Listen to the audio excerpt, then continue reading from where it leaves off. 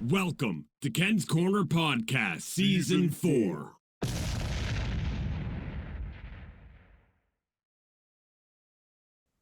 Well, welcome to Ken's Corner Sports Timeout. And sadly, Joe, well, maybe not too sadly, but this is going to be our last sports timeout for a little bit. We're going to come back with it at some point and maybe do some local Stouffville sports, get some of those type people in here, some baseball, maybe some dart guys. You never know, right?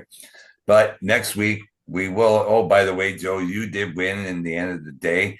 It is called the Ken and Joe Hockey Show. Then that debuts next Saturday, right before. Well, I guess it won't be before the hockey game. Maybe before the Team Canada, Team USA game at the Four Nations, because we will be off after tomorrow's game, or I guess we're going to be sending this out tomorrow. So tonight's game in Vancouver. We're going to start, Joe. You were at a very different hockey game in Toronto with the Toronto Minnesota game, and you, George, and I actually spoke about this, and we're going to get George to chime in because I don't even know if George has a voice yet because he was at that Calgary game, and I swear I heard him leading the cheers many, many, many times over. But let's talk about your experience at your game and what you've seen on TV since that game, Joe. Well, Minnesota is a fast team, and they gave us no time and space. So I'm going to be honest with you, it wasn't the most entertaining game going. It was 3-1. Again, we were minus a couple of players, so that when you lose, Matthew Nyes, John Tavares, and all that, they're it's going to affect your offense. And it wasn't the most entertaining game, but I think when you play Minnesota, that's the style they play. Not a lot of chances, and they capitalized. The crowd wasn't too boisterous. I was in the gold section, so that's the section that everybody just comes and goes whenever, whether there's a stoppage in play or not. And I'm constantly looking around people's butts because they, ordering their drinks or going, having someone come and take their order is more important. I guess the etiquette. I went off on this last show. The etiquette's gone. In my day, you waited till the stop and play, and then you got to your seat quickly and apologized for inconvenience. Not now. Everybody's just up and down, up and down. So it's distracting, in my opinion. The seats were great, but yeah, it's just a different crowd these days. And what did you see heading out west? Because the crowds, we spoke, like I said, we spoke about this before, and the sound of the crowds and those Maple Leaf fans, like I said, probably led by George. And we do have a picture. Hopefully, our editor can get it up during this show, or maybe right now. That'd be nice, of George and Kurtis at that Leaf game. And I'm sure they were leading that cheer over there. What did you hear in that Edmonton and Calgary game, Joe? Like, what was the difference, and why did we win those games? Well, we got some healthy bodies back. That helps for sure. But I particularly noticed the Calgary crowd was really loud. But it's a lot of Leaf fans. I mean, Georgia, you were there. They kept flashing to a lot of people wearing Leaf shirts in the Calgary crowds. So, like the Leafs are, whenever they go across Canada, I'd say 50-50, if not more, Leaf fans. I don't know, George, what do you think? Well, I'm telling you, at the Calgary game, there was I think a little bit more than 50-50. And they were saying up in the Edmonton area that it probably would have been 50-50. But we dominate in Calgary. Yeah, tell us about that game, George. You've seen, well, now you've lost two Leaf hats. You've seen Austin Matthews score a hat trick last year, and you've seen actually very interestingly, William Nylander gets his second career hat trick in front of you, 8 years from the date of his last one that he got against Boston. Now, what was that like when you were watching the Leafs explode? The Leafs exploded in that second period. Oh yeah. Well, first there was a call back on our goal, and then Calgary got a goal called back. So that was kind of a good thing. So that was all right. And then we've seen a couple of calls that weren't too great, and we were mouthing off the refs there for a bit. I was in the 200s, and yeah, we that second period, and I told a couple of guys beside me, I says, we're a second, third period team, and don't worry, we're going to come out, and we're going to have some fun, and that's what we did. Yeah, and thank you so much for spreading the word of Ken's Corner podcast. That was really nice to you. I think we got a few new subscribers with that one on our YouTube channel. I also want to speak about just the general noise in there and just the camaraderie with your fellow Leaf fans. You're all from, I imagine, probably Ontario. Like, why is there so many Leaf fans in Calgary? Well, I would say some left because of personal reasons, and I'd say some left for work. More money out here. There is a lot of money out here in the work out here. And yeah, a lot of them are from Windsor, London, and Hamilton. A lot of them are from the west side of Toronto. There is a couple of us over there from the east, but yeah, like I said, I took around a Ken's Korner hoodie, and I walked around the concourse with the hoodie on my back and yelling Ken's Korner talks Leafs, Ken's Korner talk Leaf. So I'm sure we got some people in there. Yeah, that's great. You know what? I really wish that game, Phil. I'm going to talk to you about this last night. That game last night. Why couldn't it be like the Edmonton game? Because I clearly heard Leon Draisaitl and Connor McDavid complaining that they got leafed in the fact that Toronto comes into their building and lo and behold, they got a 5 o'clock start just to appease Leaf fans. Last night, it sure as hell wasn't a 10 o'clock start. Did you stay through that game? And what did you see in the return of Anthony Stolarz last night? Well, first things first, I believe that the Edmonton game was on a Saturday. So with Hockey Night in Canada and their scheduling, they are going to make sure that that Leaf game is on at 7 o'clock. It allows them to do a West Coast game at the 10 o'clock time slot. I get, McDavid had his comments about having to change their schedule. It's unfortunate that the Leafs come in here and we have to adapt to their game times.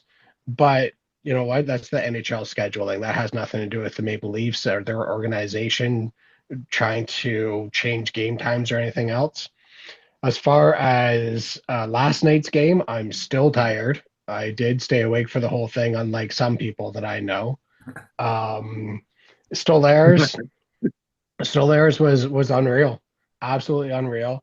I mean, one of the things that I heard that Berube said in an interview, or he was quoted as saying in an interview before the game, is that we have to play good defensive hockey in front of him, let him get his feet back under him. I would say the first 5, 6, 7 minutes of the game was not that. And he stood on his head. He kept us in there and allowed us to get our feet under us, our legs under us, and we got a big lead. Yeah. Joe, actually, I want to talk to you about that controversial goal that finally went the Leaf way. What was your feelings on that, Matthew Knies? And it was kind of funny, and Mike Johnson caught him on it. I'm sure you heard that as well. He said, "Oh, Matthew Knies is telling McCabe to go ahead. He didn't touch it. He didn't touch it." And it came back a Leaf goal. Did you see that when you originally saw that? And Phil, you could chime in as well. Was that a high stick? So was this last night, Ken? Because I only watched the first period last night. Okay, well, we'll go back. I didn't stay up. I had to work in the morning, so I missed it. What happened, Joe, is half the time when we get those challenges on a high stick, apparently even Craig Berube on the bench was saying there's no chance that's a goal. They can read lips. I don't know if you've seen that, Phil. But yeah, how did you see that, Phil, when it originally was called? Were you like, oh no, damn, that's not a goal? Oh, for sure. I didn't think that was going to be a goal at all. And like you said, you could see Knies being sheepish and not wanting to go first down the line to draw attention to the fact that maybe he knew that it was a high stick. Even on the bench after it was called a good goal, he kind of covered his mouth with his glove as he was talking to Matthews beside him. And I could only imagine what was coming out of his mouth. It was probably at least shoulder height, and he's, 6'3"? So, hey, man, it's nice for one of those bounces to go our way. Well, Joe, this is a question you can answer. The play of Bobby McMahon. That's now, you know what? He just tied Wendell Clark and Matt Sundin for the longest streak in consecutive games with at least one goal for the Leafs, and that's 5. Bobby McMahon, he's making $1.75 million. Bobby McMahon from Alberta, just up there in the middle, in between Edmonton and Calgary, which somehow put him in that danger zone of 50 friends and family at that Edmonton game. Another 18 in Calgary. And apparently he had at least another 7 or 8 in Seattle. I'm not sure if he made any money last week. But what's your take on what's going on with Bobby McMahon? Are we the luckiest team just to have this guy who undrafted? He went through junior B. He went through the Newfoundland Growlers, became a sniper on the Marlies. And my God, what is he doing here in Toronto? Well, luck has something to do with it, but also dedication, determination. He's got a very, very good attitude. He works his butt off, and he's full marks for everything he gets. He is truly, I think, him and Nyes. You're right, Ken. We're lucky. 2 power forwards right there. Makes 1.75 now. He isn't going to in the future. Neither is Nyes. Those 2 gentlemen are in for big, big raises. And what a nice. When's the last time we've been able to see that? We've actually got 2 legitimate young power forwards we can lock up long term. So let's get him signed now, because they're the real deal as far as I'm concerned. George, you want to chime in on that? Your thoughts on Bobby McMahon? Oh, my thoughts on Bobby McMahon. Like he was saying there, Bobby McMahon and Knives, like Knives is in there in the mix in front of the net all the time. And Bobby McMahon, he's quick and he's got some size to him. So I like both of them. And Phil, I'm going to let you have your say as well. I agree with both of the guys. You know, man, they're big bodies. They put themselves into good scoring position. They're always in the thick of things in front of the net. I mean, both last night, like tip-ins and deflections in front of the net in that dirty area. It's a tough place to play, and those 2 big guys, they can handle it. Okay, we're going to get into a little bit of rumors before we set up this Toronto-Vancouver and what we hope to see in that game. We're going to start with, I don't know, is there any reality to the Braden Shen or Dylan Cousins rumors, Joe? Like, what's your take on that? Are we still in the Yanni Gourde area, or maybe Ryan Donato? Well, it's hard to say. It depends what the Leafs. I mean, their assets are Fraser Minton, Nick Robertson. They've got a 2026 first-round pick in Easton Cowan. That's really all that anyone is going to want, and it's up to the Leafs whether they think they're all in now or not to get anybody. I don't think Dylan Cousins is on the radar. I think they're now looking at Yanni Gourde. They're looking at augmenting a little bit, I'm guessing. We'll have to wait and see. But the big moves have been made as far as center ice goes. The big players have been taken. I'd like to see Brock Nelson. I think we've talked about that one. I think with his size and strength, that would be a perfect fit. I'm not sure the Islanders are going to want to move off him as long as they're in contention, and that's going to be a little pricey. So do you want to give up a Cowan or a Minton? Because one of them would probably have to go. Yeah, the latest rumor that I have heard coming out the pipe earlier today was Brock Nelson is on the table for a 3-year deal extension, but the Islanders are putting Noah Dobson up for on the trade board. He's I guess I don't know much about Noah Dobson myself, but from what I hear, he's a star in the making from the defensive spot. Do we need something like that, Phil, or should we shift to the defense? I don't know. I'll ask George afterwards. Luke Shen, is that an option? Should we bring in the Shen brothers? Oh, I mean, we can dream, right? We can always throw names out there and stuff, but the reality is what our team's asking for. In the long run, is it worth giving up our future with Minton and Cowan? Because, I mean, these guys are proving that they're very talented. I would love to see a Noah Dobson or Luke Shen just to kind of solidify that back end, but then you've got Philip Myers and Benoit, or you know what I mean? So they've been playing. Yeah, they've been playing extremely well. It was nice to see Morgan Riley to kind of jump off of out in nowhere, no man's land here. But it was nice to see Morgan Riley kind of change his game there in the Calgary game, and he played well again last night. He picked up another beauty assist. So I don't know. It's going to be fun to watch for sure. Yeah, you're right on Morgan Riley. He's actually a +7 in these last 3 games, so he's been noticeably different since the criticism came down on and through the media and through a lot of people. I believe we even spoke of it. So let's keep hoping that Morgan Riley's trending north on his abilities, and we get somewhat of the version of Morgan Riley of old. George, would you like to see Luke Shen back in Toronto? Well, I would like to see some of the defensive players that we got on our team, like a Hockenpah, come back and do something and actually play a couple of games for us. This is somebody that's been sitting back there and hasn't played much for us, and he's a big guy. So let's see something like that happen. Sure, Shen would be awesome. That would be great. But let's utilize some of the players that we got back there and see if they can actually do something for us. Yeah, Joe, in saying that, I know you're not a big fan, but Kelly Yarncroc is ready to come back. Like, Oh, hallelujah. nation. Do you think that Put him on a line with Pontus Holmberg and Connor. I already know what his answer is, but does anyone think that's the difference maker?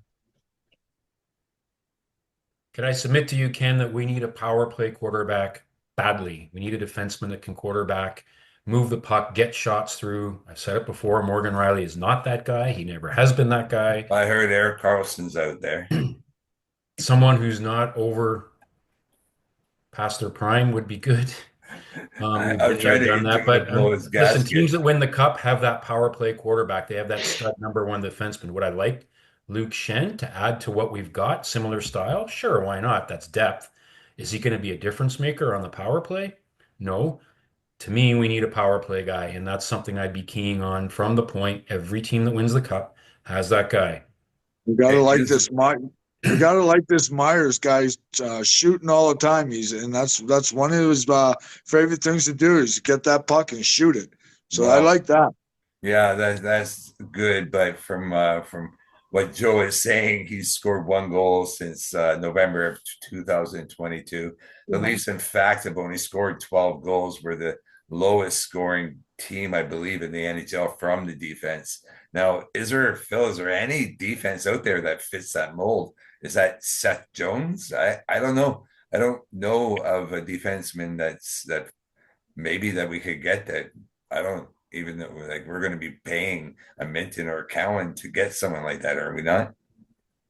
I would believe so. To get a top tier power play quarterback specialist, like, you're going to be giving up a lot. And is Seth Jones one of those players? For sure he is. He's a big dude. He can hammer the puck. Definitely, I agree with Joe. Like, you saw even in last night's game with Morgan Riley, he was basically open at the circle on the power play, and he got off like a wrist shot. You know what I mean? Like, he's not that big booming shot type of guy. I thought OEL was going to be a lot more of a power play quarterback, and I'm surprised that he's not being used. Maybe because of his recent injury, but I'm not 100% sure. Well, OEL is on that second tier that comes out, and honestly, they did pretty well in the last couple of games. Our second power play unit seemed to get the puck a little bit more to the net. I even noticed Max Domi by all. I mean, like, I haven't seen him in 2 years shoot the puck on the net, but apparently he has tried the last couple of games from my eyes, but that's besides the point.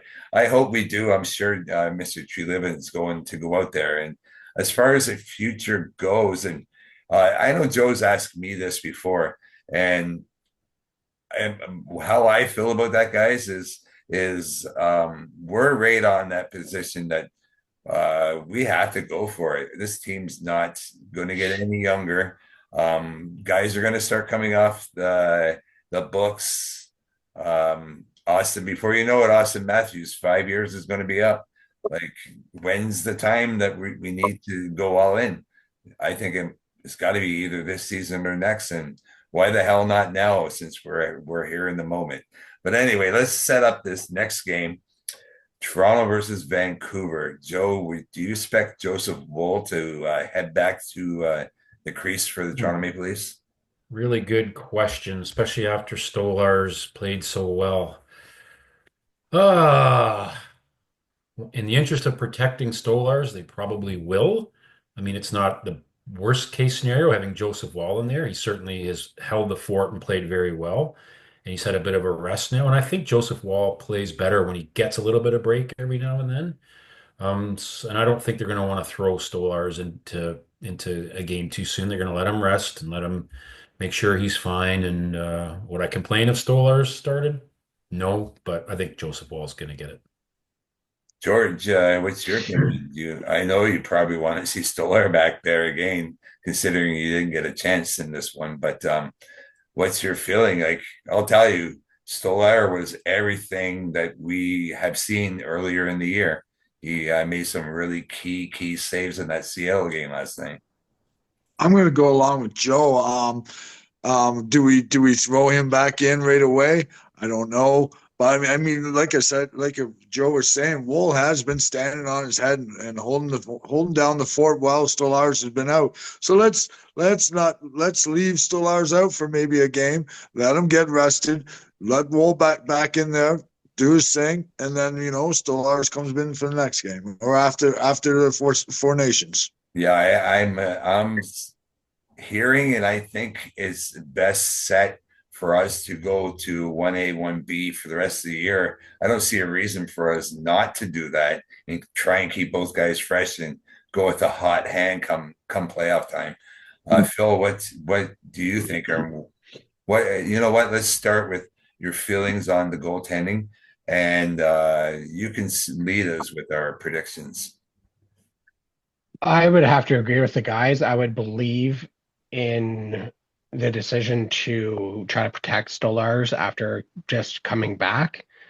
Personally, I think that it should be Stolarz in the net. He just played a hell of a game. Let's see what he's got. Let's see how he does in a back-to-back situation. And I know that they've had a day off, whatever, but you know what I mean. And because he does have the Four Nations break, so that'll give him time to rest. And he's hopefully not going to be burnt out after just playing two games or whatever. As far as predictions, we're going to kill him. Yeah, Vancouver's not in a position right now. They're all over the place. They got 3 Petersons. That's good for them. What's the score? Well, I think Hughes is injured, and they traded Miller, and the one Peterson is playing like crap. So I'm going to say probably like 4-1. Yeah, you know what? Demko played that last game as well, so I don't know if we'll see Demko in the net, and he's not the same Demko as old. And saying that, he is a scary goalie. Joe, your prediction for this game? Oh, let's give the Leafs, I think, 4. And let's give Vancouver a big donut. And Anthony Stolarz gets the shutout. That's my hope. You're right. You've convinced me that Stolarz should start because he's got let's get a couple games under his belt. Now he's got to rest. Let's see how he performs. And then I think it'll be whoever's playing the best is going to get the net the rest of the way. And if they have to alternate, so be it. Yeah. You know what? If you keep this up, they're going to start calling you the glass half full, man. I appreciate it. And You'd like that, Ken. Yeah. And the boys, I'm sure they're going to love their breaks after. I'm hearing a lot of Caicos and Turks or whatever the heck you want to call down the Caribbean. Turks and Caicos, yep. Ready to go. George, what is your prediction for the Toronto Maple Leafs and Vancouver Canucks game tomorrow night or tonight? Well, as we all know, the Vancouver fans aren't very nice to us. They like to say a lot of crap on it. So I'd like to see us do a 6-1 and shut them up. That would be nice. And my last thing, since we're heading into Four Nations Cup, we'll start with you, George. Your prediction: who's going to win the Four Nations Cup? Well, Canada for sure. I could have told you his answer right away. For Canada for sure. What's your answer? That's all it is. How much time do we got? Oh, I don't know. It'll be Canada, US, no doubt. They're the ones that are going to be the battle at the end. Finland and Sweden are nice teams, but they're nowhere near the match. It's going to be whoever stays healthy and gets hot. Sure, I'll say Canada over US. Sure. Yeah, stay patriotic. We're still Canadian. I have to say Canada under these circumstances these days, right? Sorry, So, Donald Trump. We're still Canadian up here. Phil, your prediction in the Four Nations Cup, please. Well, let's be honest, right? Like Crosby's nursing something. He just got hurt a couple of days ago. I hope that it's just a stinger. Maybe he sprained his wrist or an elbow strain or something. I know that he's skating, he's passing, he's not really shooting all that much right now. Let's hope that he gets back in time, because even they asked Mitch Marner about that yesterday, and Marner is like, I've been watching Sid play for years, and that would be an honor and a disappointment if I didn't get the chance to play with him. Flip side is there's been some injuries. I know Brady Kachuk went down pretty hard last night. He was feeling it on the bench pretty bad, and Quinn Hughes is injured right now. So I don't know about so much Finland and Sweden's players, if they're getting banged up right now or not, but I still think that Canada is gonna have the best chance at winning it, I think. As long as our goaltending, if our goaltending can stand up like the US, then I think that we got a pretty good shot. Okay, I'm going to go 4-1 Toronto Maple Leafs. Austin Matthews, I think it's time for you to score a goal, please. And yeah, you know what? I'm going to stick with the Canada Nation, because you know what? Yeah, if Sidney Crosby cannot go, and that would suck real on many, many levels, but Canada just kind of moves on. And guess what? Mark Scheifele will be coming, and that is a pretty dangerous player to be replacing. As far as Pietrangelo, would love that to be Chris Tanev, but you know what? I want him blocking shots for the rest of the year and not blocking pucks with his face with that Canadian leaf on his jersey. So let Drew Doughty go up. I believe he's playing 25 minutes. It'll be fun to see Doughty out there. I wish he was a Leaf, to be honest, but yeah, Canada definitely is going to win that tournament. Austin Matthews, you better not do as bad in that tournament, but we'll love you if you win us a cup at the end of the year. So there's that. Or Nylander. Yeah, that's true. That's true. All right, guys. Thank you so much. Joe, we'll see you next week, right before the Team Canada game, I guess, will be our February 12th, I believe, is the opener against Sweden. Yeah, well, we'll be on next Saturday. Our new time slot is 6 o'clock, released first on YouTube, the Ken and Joe Hockey Show. And yeah, that's going to be every week thing. Yeah, I'm going to be excited. Canada USA on the 15th, so that'll be Canada US. a good one. All right. Well, that would be our game that we'll get ready for on that night, Joe. I appreciate you. Guys, I'll see you this Sunday after this Vancouver game. We'll see how close we got to our predictions here. Paul Henny Hendrick will be joining us on the fan panel. Going to be exciting. Well, I hope the Eagles. We hope the Eagles, but well, I don't even want to start with that yet. Again, there's technical difficulties there at the end. You're all back? Yep. Okay, Yeah. sorry guys. Yes, I'm going nowhere. Don't get me started on this football stuff. I'm still kind of mad. I'm feeling like a Dallas Cowboy fan or something. But anyway, sorry, Joe. That's a terrible feeling, isn't it, Joe? For my it's like son, being a Leaf Justin. fan. Yeah, you got that right. For my Same son thing. Justin, who's in Thailand right now and a diehard Philadelphia Eagle fan. You know what? They were 14-3 this year, and they have every right to be the champions, if you ask me. They got Jalen hurt. Hopefully he's not hurt playing back there. And that Barkley, wow, that guy doing back jumps over people. That's just insane to watch. You can imagine that watching that at a game, you know what I mean? But anyway, that's a whole different story. Guys, thank you so much for being here on our finale of Sports Timeout for a little bit. My name's Ken Judge. This is Joe Moyer. Thank you. We'll see you next week. Phil and George, thank you for coming on, being our special guests on our last show.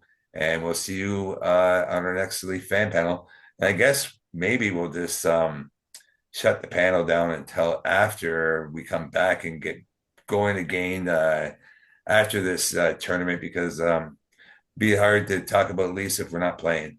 Anyway, see you guys soon. Go Thanks for coming Leafs, on, go. guys. No Go problem. Leafs. Thanks. Thank you. Trade Marner. Hey, with the Edit that one, please. Edit that one. My name's Ken Judge. We're here on Ken's Corner Podcast Sports Timeout.